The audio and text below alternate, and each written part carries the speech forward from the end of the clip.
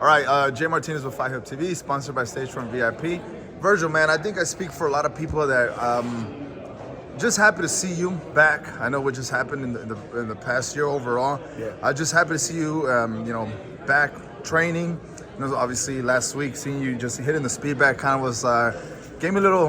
I'm gonna be honest with you. I was like, man, I'm thrilled to see you back. But overall, seeing you when you were Robert Garcia, with the meet and greet, it's like you never left. Yeah. I don't know how you feel about that overall. It kind of feels the same way, kind of just picked up where we left off. And, we always feel good over there, with Pita and Robert, Chepe. They're very good guys, Charles as well. Yeah, and I told that to Robert too. I was like, Robert, just like the vibe, the atmosphere, the air, I was like, it's like he just never left, and the fans, love you. And obviously you have a big fight. January 6th is going to take place in Las Vegas. If I'm not mistaken, it's either 154 or 156. 156. 156. Yeah, So 156. Coming into now training, how are you feeling? That's the big question everybody's asking. How are you feeling at the moment? How are you feeling with the weight? Yeah, I feel good. I feel good. I feel very positive about this. I have a real good feeling about this camp, and I'm just ready to be back in the ring. To be honest, Yeah, just a lot of people. Even a video we posted yesterday on social media, people were just like, man, he could do it at 154, even 160. You looking to campaign for maybe a year or 2 years in 154? It really depends. I don't know how long I'll stay, but 154 is a good weight for me. 160, I'm betting to get bigger and stronger as the years go on. So we'll see. I don't know how long though.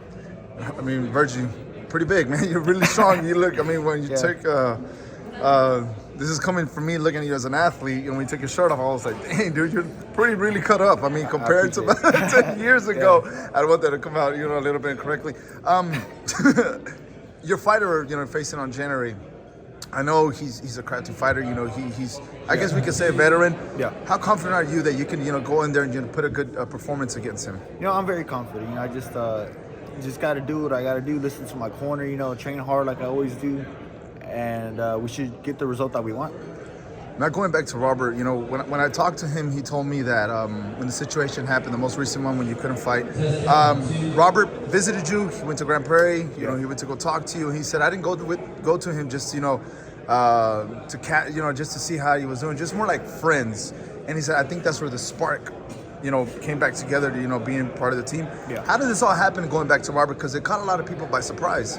Yeah. So I mean. It's kind of, it's not complicated. It's kind of complicated, but I mean, we just felt like that's where we felt right at. That's just where things were going good, and why not go back? And this, they're like family to us. We've been there for a while. We've had some good fights with them, and kind of like, why did we leave? So. Yeah. And like I said, it's like you just never left when I saw you. What is going to change from this training camp and the past two training camps? I know you were, and this is not shutting down or putting anybody in the spot, but you were Manny Robles and the team there.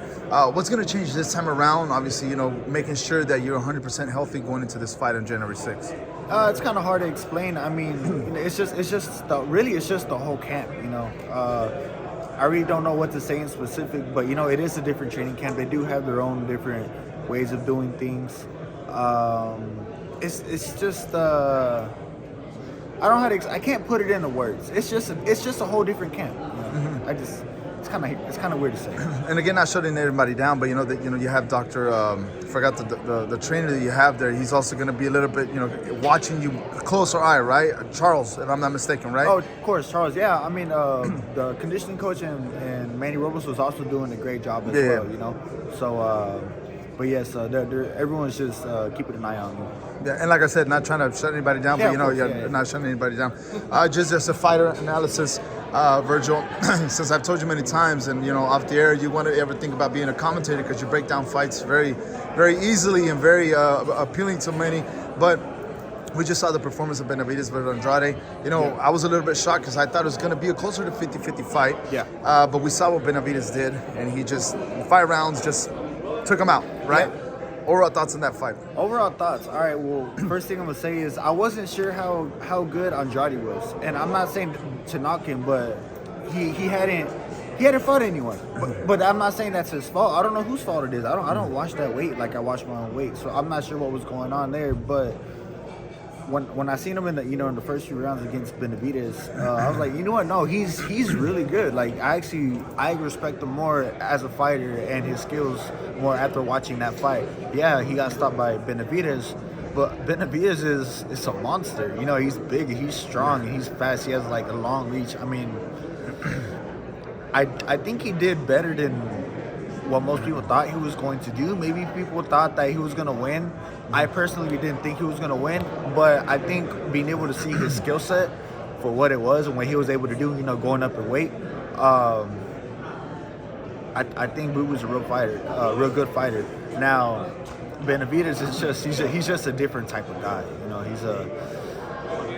He's smart and he's explosive and he picks his punches well and he places them really well. You think he locked the ticket in? I mean, he's supposed to fight Canelo now. That's his mandatory now. But like you've said it before, the politics in boxing is always getting in the way. But this performance that he had against Andrade, just like a ticket locked in for Canelo. Do you think this Benavidez will give problems to Canelo?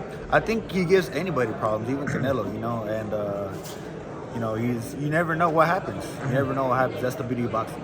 Yeah, that's the beauty of boxing, that we just never know what happens. Oscar De La Hoya, your promoter, he said, in the first fight versus in the Charlo fight, I think both of them threw one punch or two punches in the first round. Yeah. Benavidez throws 55 punches in the first round every other round, or every round moving forward. Do you think the activity is going to be, apply the pressure to Canelo if that fight happens next year?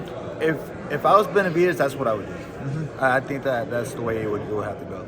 And lastly, Vergil, I know, you're going to campaign in 154. There's big names there. And even though when I put it on, when I was reading social media, a lot of people are commenting that Tim Tszyu fight, maybe even a Danny Garcia fight. Yeah. I mean, the Charlo fight, we go back to 154. Those are names that you're obviously looking for. Yeah, I only want the big fights. I never shy away from a challenge. That's the only reason why I'm even in this sport. If I could only take those fights, I would. Those are the kind of fights that really motivates me in the gym, that makes me want to work hard, that gets me excited, It's happened before where I thought I was going to get a fight, and I was really excited, and I got another fight, and I just kind of my spirits just kind of went down damn, we almost had it, and I felt my excitement go down, but, I'm always motivated for a fight, and those fights definitely give me that drive to work even harder. Vergil, I'm gonna let you speak with the other media here, but just personally want to just tell you that I'm really excited to see you, man. I know a lot of people haven't seen the things that you've done behind the scenes and being here, and all the efforts and all the efforts you and your father have done. So personally, I just want to tell you I'm really excited to see you, and like always, man, I always wish you the success and for this camp as well, man. Thank you. I appreciate it. Thank you so much, brother.